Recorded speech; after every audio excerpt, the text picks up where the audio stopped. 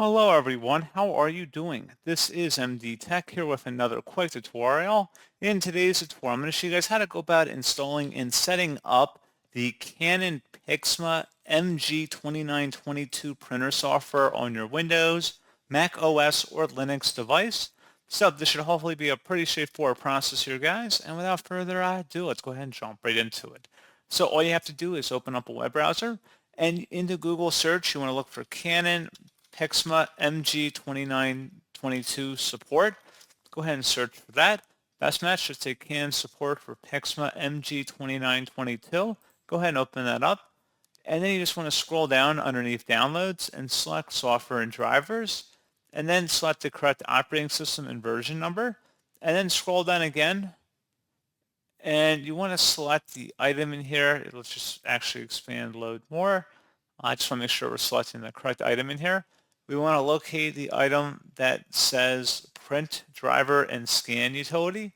Go ahead and select that. And then once it's done downloading, go ahead and open it up to run it.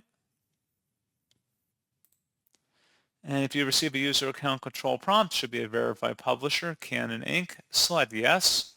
You can close out of the web browser at this time. And then it says, welcome to the MP driver setup program. This program will install MP drivers on your computer. Select next, select your place of residence, and then you want to accept the license agreement.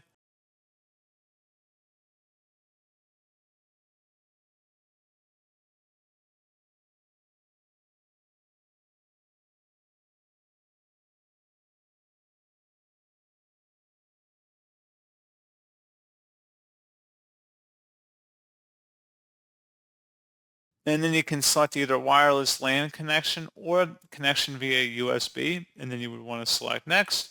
If you're using a wireless connection, make sure that your Wi-Fi is configured appropriately on your printer itself.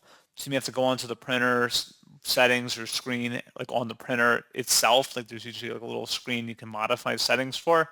Make sure it's connected to your router, and then you would come back in here, and then the printer settings should become visible for the printer. So pretty straightforward process on that, guys. And as always, thank you for watching. I do hope that I was able to help you out, and I do look forward to catching you all in the next tutorial. Goodbye.